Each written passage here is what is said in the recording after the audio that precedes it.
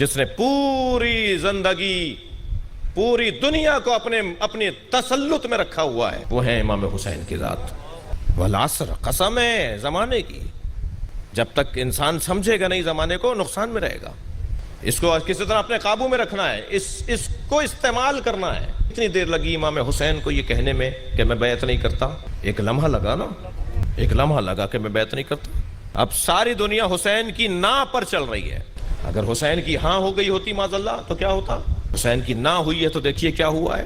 آبرو بچ گئی انسانیت کی حسین کی نا سے، عزت بڑھ گئی انسانیت کی حسین کی نا سے، 1,24,000 نبیوں کی محنت محفوظ ہو گئی حسین کی نا سے۔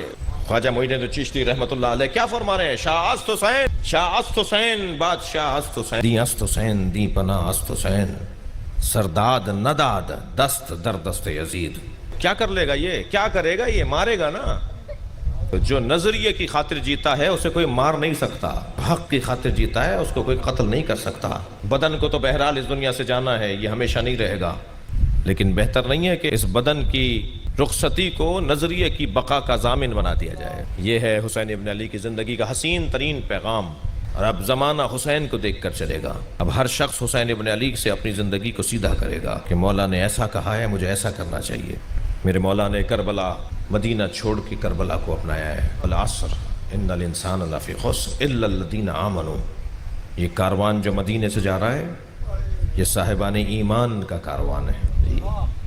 علی شیعوں کی ملکیت تو نہیں، امام حسین شیعوں کی ملکیت تو نہیں ہے نا۔ شیعہ امام حسین کے ذکر کے نوکر ہیں، مالک نہیں ہیں۔ اور مالکوں کا احترام اور مقام بہت بلند ہوتا ہے۔ خیال رہے کہ نوکر اپنی اوقات میں رہیں، مالک کے مہمانوں کا خیال کریں۔ جو بھی فرش اعضا پر آ کر بیٹھ رہا ہے وہ امام حسین کا مہمان ہے۔ اس جو آج یہ کاظمی سادات نے مجلس کا انعقاد کیا ہے یہ نوکری کر رہے ہیں، مالک تو امام ہے نا۔ تو قائد اعظم سے پوچھا آپ سنی ہے شیعہ؟ فرمان لگے میں عصر مصطفیٰ کا مسلمان۔ قائد اعظم کا تاریخی جواب ہے میں نبی کے زمانے کا مسلمان ہوں۔ نبی کے زمانے میں جیسے مسلمان تھے، ہونے چاہیے تھے، ایسے ہی میں مسلمان ہوں۔ عصر مصطفیٰ سے ہمیں سب کچھ ملے گا، کوئی الجھنے کی ضرورت ہی نہیں ہے۔ ہمیں قرآن نبی کے زمانے سے ملا ہے، ہمیں اہل بیت نبی کے زمانے سے ملے ہیں، اور صحابہ کرام کی عظمت ہمیں نبی کے زمانے سے ملی ہے، اس شرط کے ساتھ جو مجھ سے سچے ہیں۔ حضرت صحیح بخاری کے اندر روایت ہے کہ سینکڑوں کی تعداد میں صحابہ ہوں گے جن سے نبی ہاتھ نہیں ملائیں گے محشر، اور کہیں گے یہ میرے بعد مرتد ہو گئے تھے۔ بخاری کی روایت، اب بخاری تو پڑھنے پر پابندی نہیں ہے نا۔ تو بات اتنی ہے کہ نبی کا زمانہ عصر مصطفیٰ، اتنی قدر جتنی اہمیت وقت کی ہے کسی چیز کی نہیں ہے۔ میری نمازوں کی قیمت بڑھ جائے گی اگر میں نے وقت کا صحیح استعمال کیا۔ میری مجلس کی فضیلت اور ثواب بڑھ جائے گا اگر میں نے وقت کا صحیح استعمال کیا۔ میرے حج کا مقام بڑھ جائے گا اگر میں نے وقت کا صحیح استعمال کیا۔ میری ساری زندگی پر میرے وقت کو اہمیت حاصل ہے۔ وقت کم سے کم کتنا ہے اور زیادہ سے زیادہ کتنا ہے؟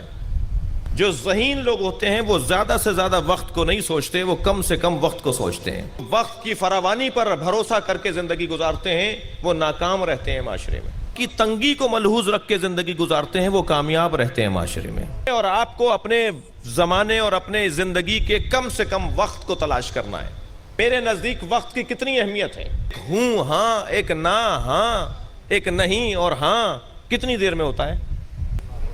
ایک سیکنڈ میں ہوتا ہے نہیں، سیکنڈ میں ہوتا ہے ہاں۔ یہ ایک سیکنڈ کے اندر ہاں اور نہ زندگی کو تبدیل کر کے رکھ دیتا ہے، پورے ماحول کو بدل کے رکھ دیتا ہے۔ کتنی دیر لگتی ہے خانہ کعبہ کو دیکھنے میں اور کتنی دیر لگتی ہے کسی نامناسب منظر کو دیکھنے میں۔ اس نامناسب منظر کو دیکھیں گے تو عذاب تیار ہو جائے گا، کعبے کو دیکھیں گے تو ثواب تیار ہو جائے گا۔ وہ جو میرے کان میں کوئی برائی آ رہی ہے کتنی دیر لگتی ہے اسے سننے میں اور کتنی دیر لگتی ہے اسے رد کرنے میں۔ تو اصل اہمیت انسان کی زندگی میں وقت کو ہونی چاہیے۔ میں نے پوچھا جناب مثلا معاف کیجیے گا سلیم صاحب کی عمر کتنی ہے؟ انہوں نے فرمایا کہ مثلا میری عمر 55 سال ہے۔ ہمارے یہاں معمولاً یہی ہوتا ہے نا۔ آپ نے مجھ سے پوچھا آپ کی کتنی عمر ہے؟ میں نے کہا جی میری عمر 45 سال۔ 45 سال تو بہت، 45 45 سال تو میں نے سال میں اپنی زندگی کو تولا ہوا ہے، جبکہ میری قیمت تو ہاں نہ میں لگتی ہے، ایک لمحے میں لگتی ہے۔ میری زندگی کا فیصلہ تو ایک لمحے میں ہوتا ہے، تو میں نے سال پر کیوں پیمانہ لگایا ہوا ہے؟ بھائی لوہا تولنے کے لیے اتنے بڑے بڑے باٹ ہوتے ہیں، لکڑ تولنے کے لیے اتنے بڑے بڑے باٹ ہوتے ہیں، सोना तोलने के लिए इतने छोटे छोटे ग्रामों के वजन के पैमाने होते हैं। तो जिस चीज को तोला जा रहा है, जितनी वो अहमियत की हामिल होगी, इतना ही पैमाना छोटा होगा।